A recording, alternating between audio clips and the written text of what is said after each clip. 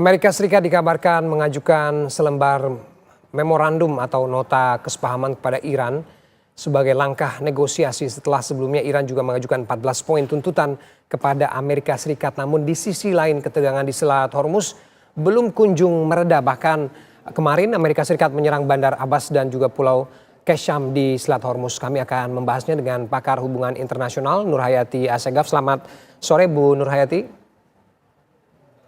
Selamat sore, Ferdi. Ya, terima kasih Ibu sudah bergabung dengan Kabar Petang. Ibu, saya mau menanyakan bagaimana kemudian dinamika perang ini yang sampai hari ini masih berlangsung begitu ya. Ada nota kesepahaman, terus juga sebelumnya ada 14 tuntutan yang diajukan oleh masing-masing negara.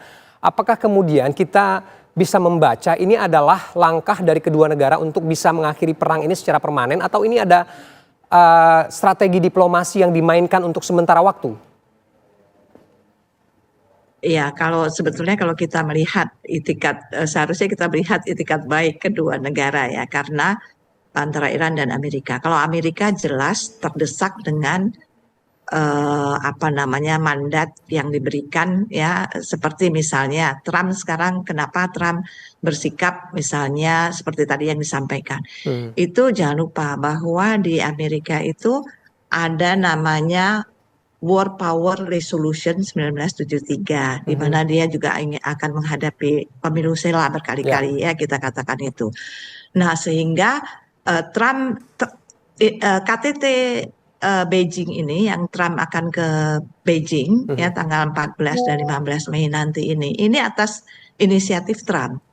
Dia ingin menunjukkan kepada masyarakat Amerika bahwa dia punya niat baik gitu untuk mengakhiri perang ini, begitu kan? Jadi bolanya dilempar ke seolah-olah Iran yang menolak. Sementara Iran menjawab semua ini dengan kehadiran Menlunya sebelum Amerika ke Beijing.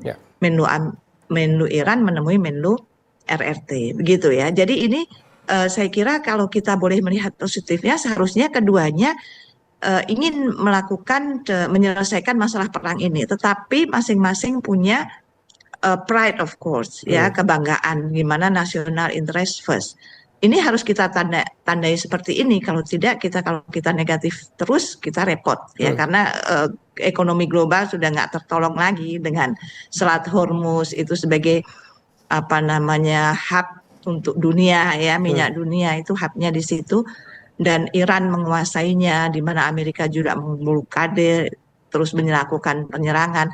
Tapi harus ada inisiatif ya, atau pemikiran bahwa perang ini insya Allah akan segera berakhir apabila kedua-duanya ini bisa ada mediator yang memang benar-benar mampu meyakinkan bahwa perang ini harus diakhiri.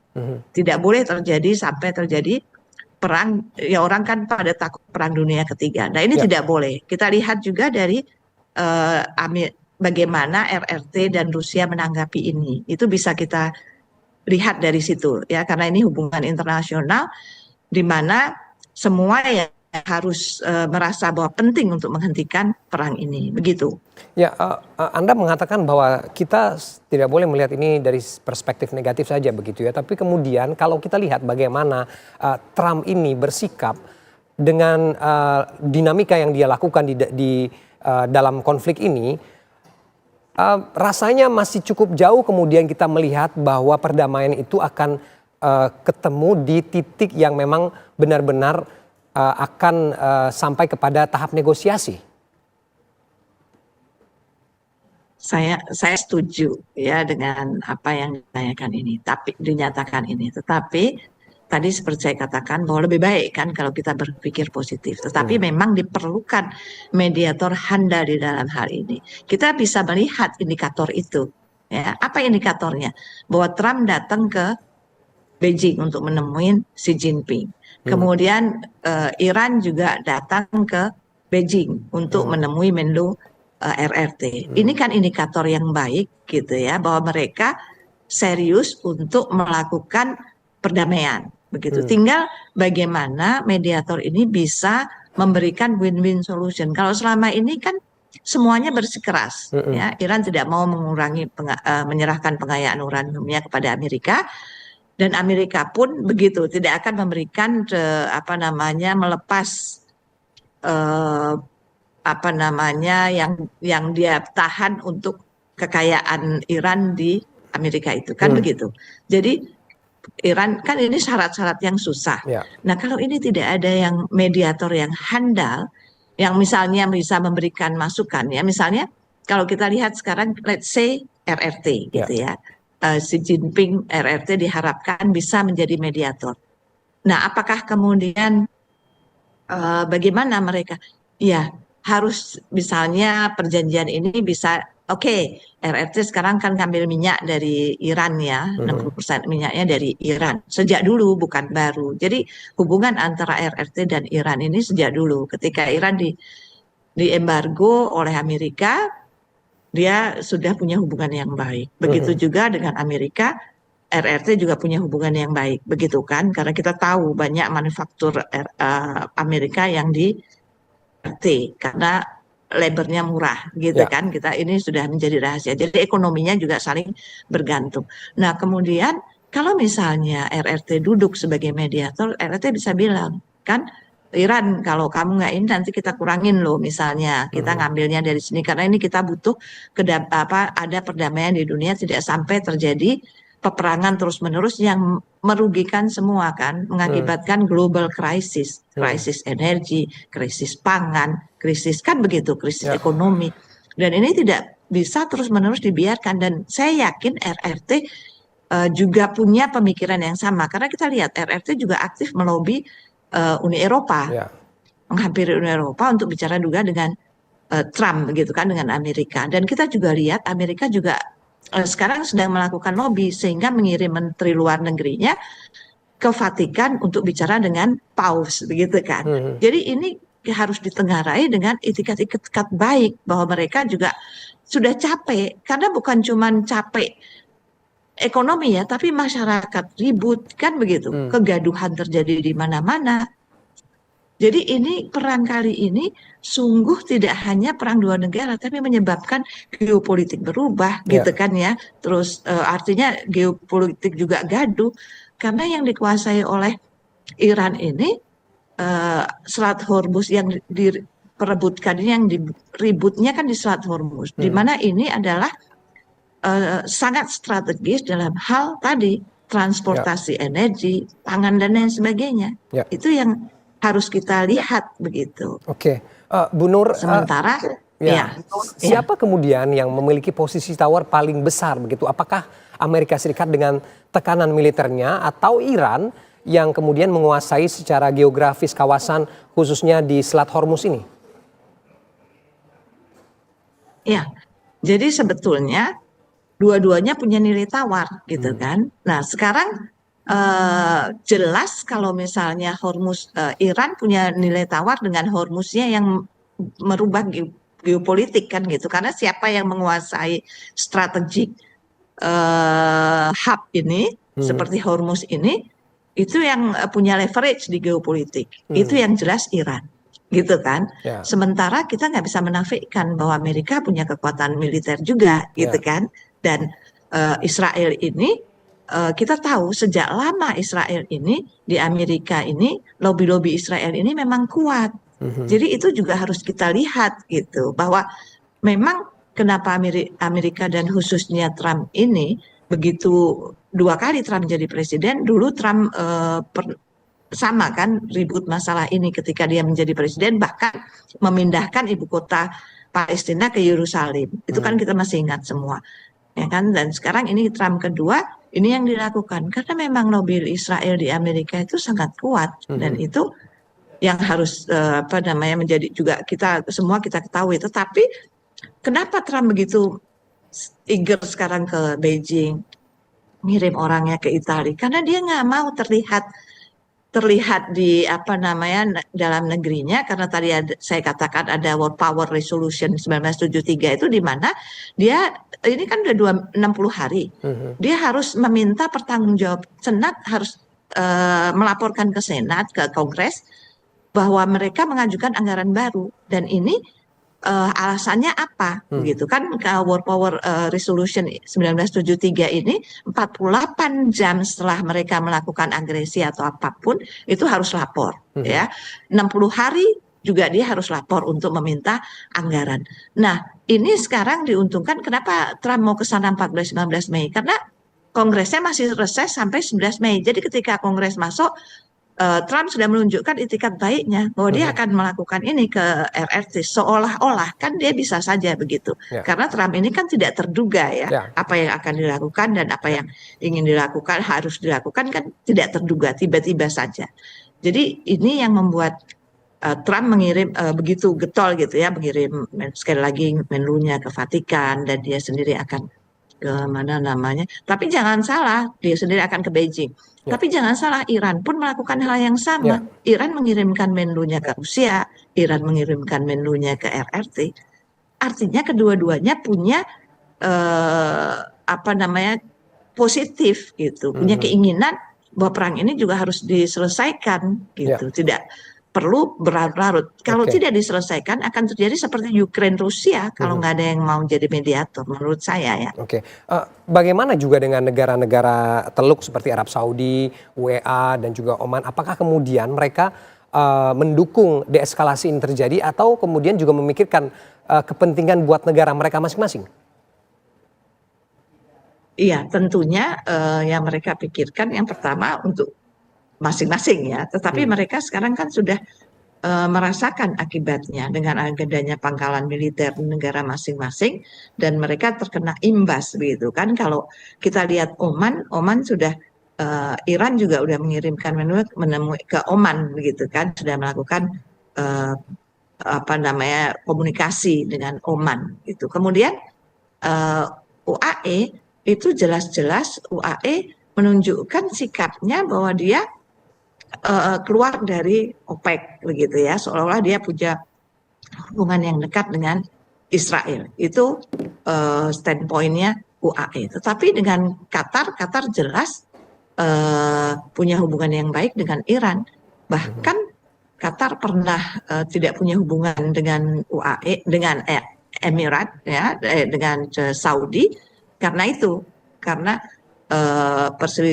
perselisihan itu, karena keberpihakan Qatar terhadap Iran dan itu membuat waktu itu kan Gulf ini ribut gitu kan, ini kawasan Teluk agak renggang dan ribut. Nah ini faktor yang sekarang menjadi memicu yang seperti ini. Jadi mereka sekarang mulai sadar bahwa mereka juga harus memilih apakah benar mereka harus ke Amerika terus gitu. Tapi kemana mereka?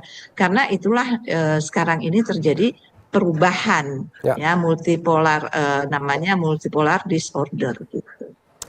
Baik. Mudah-mudahan memang langkah-langkah yang diambil dan keterlibatan pihak-pihak yang akan memberikan jalan damai buat kedua negara yang sedang berkonflik ini bisa benar-benar terwujud. Terima kasih Bu Nur Hayati Assegaf, pakar hubungan internasional sudah bergabung dengan Kabar Petang. Assalamualaikum. Waalaikumsalam, terima kasih.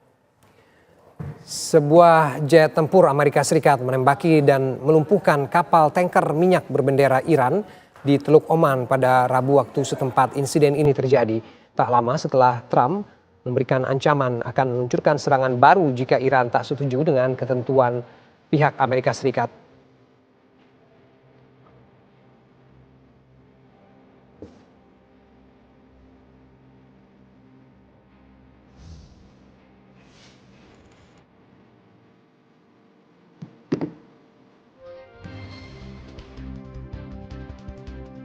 Membalas serangan Amerika Serikat di Selat Hormuz setelah pasukan Amerika Serikat menyerang kapal tanker minyak pada Kamis 7 Mei. Korps Garda Revolusi Islam Iran atau IRGC menggunakan berbagai jenis senjata tempur dalam membombardir kapal-kapal militer Amerika Serikat. Televisi pemerintahan Iran melaporkan bahwa serangan balasan itu membuat kapal militer Amerika Serikat melarikan diri mundur dari Selat Hormuz. Dilansir dari Al Mayadin, 3 kapal perusak Amerika Serikat diserang oleh rudal dan drone Iran. Serangan itu terjadi sekira pukul 23.30 waktu setempat. Sejumlah suara ledakan dilaporkan terdengar di dekat area dermaga Taheri di Sirik. Tidak ada korban jiwa dari kalangan sipil yang tercatat setelah serangan tersebut. Serangan tersebut merupakan operasi gabungan berskala besar yang diklaim Iran tepat sasaran. IRGC menggunakan rudal balistik, rudal jelajah anti kapal, dan drone bermuatan bahan peledak untuk menargetkan kapal-kapal Angkatan Laut Amerika Serikat. Menurut IRGC, pasukan Amerika Serikat mengalami kerugian besar dan 3 kapal Angkatan Laut Amerika Serikat mundur dengan cepat dari wilayah Selat Hormuz. After these strikes, is the ceasefire with Iran still on? Yeah, it is. They trifled with us today. We blew them away. They trifled. I call that a trifle. I'll let you know when there's no ceasefire. You won't have to know. If there's no ceasefire, you're not going to have to know. You're just going to have to look at one big glow coming out of Iran. And they better sign their agreement fast. The talks are going very well, but they have to understand if it doesn't get signed, they're going to have a lot of pain. They're going to have a lot of pain. They want to sign it, I will tell you. They want to sign it a lot more than I do. I think that's what you want to hear, fellas, right? What you want to hear, a different tone. That's the only thing they understand. They don't understand it. We had 3 world-class destroyers go through the strait today. Any other country, under the circumstances, wouldn't have shot missiles at it and drones at it and these stupid boats that came at it. They got blown away in about 2 minutes. Their tanker got blown. You know what we did with the tanker? We didn't want to create an environment, so we shot out the rudder, and the tanker's going around, spinning around in circles. They should not have done that today. We thought they might. We didn't know, but we were prepared. They shot missiles. Every missile was knocked down. Every drone was knocked down, and the people that shot it are no longer with us. Presiden Amerika Serikat Donald Trump menanggapi aksi saling serang militernya dengan Iran di Selat Hormuz. Meski terjadi konfrontasi panas di Selat Hormuz, Trump menegaskan bahwa gencatan senjata antara Amerika Serikat dan Iran masih berlaku. Pernyataan itu disampaikan Trump pada Kamis 7 Mei di Washington DC waktu setempat. Adapun peristiwa saling serang itu terjadi setelah Trump mengumumkan bahwa Iran bakal segera menyetujui kesepakatan damai. Konfrontasi itu diawali ketika Iran menuduh Amerika Serikat menyerang kapal tanker di Selat Hormuz. Iran kemudian membalas dengan membombardir kapal militer Amerika Serikat menggunakan sejumlah drone hingga rudal. Menurut Trump, Iran telah mempermainkan negaranya, namun Trump menegaskan bahwa gencatan senjata Amerika Serikat dengan Iran masih berlaku meski saling melepaskan tembakan. Sementara itu, di sisi lain, Iran sendiri menyebut bahwa Amerika Serikat telah melanggar kesepakatan gencatan senjata dengan menyerang kapal minyak Iran. Trump kemudian mendesak Iran untuk segera menandatangani kesepakatan nuklir setelah serangan di Selat Hormuz. Trump mengatakan jika Iran tidak segera menandatangani kesepakatan tersebut, maka militernya bakal menyerang lebih keras. After these strikes, is the ceasefire with Iran still on? Yeah, it is. They trifled with us today. We blew them away. They trifled. I call that a trifle. I'll let you know when there's no ceasefire. You won't have to know. If there's no ceasefire, you're not going to have to know. You're just going to have to look at one big glow coming out of Iran. And they better sign their agreement fast. The talks are going very well, but they have to understand if it doesn't get signed, they're going to have a lot of pain. They're going to have a lot of pain. They want to sign it, I will tell you. They want to sign it a lot more than I do. I think that's what you want to hear, fellas, right? What you want to hear, a different tone. That's the only thing they understand. They don't understand it. We had 3 world-class destroyers go through the strait today. Any other country, under the circumstances, wouldn't have shot missiles at it and drones at it and these stupid boats that came at it. They got blown away in about 2 minutes. Their tanker got blown. You know what we did with the tanker? We didn't want to create an environment, so we shot out the rudder, and the tanker's going around, spinning around in circles. They should not have done that today. We thought they might. We didn't know, but we were prepared. They shot missiles. Every missile was knocked down. Every drone was knocked down. And the people that shot it are no longer with us. After these strikes, is the Iran memperingatkan Amerika Serikat untuk tidak melakukan agresi lebih lanjut di Selat Hormuz. Peringatan itu disampaikan setelah Iran mengklaim bahwa Amerika Serikat telah melanggar perjanjian gencatan senjata dengan menembaki kapal sipil di Selat Hormuz.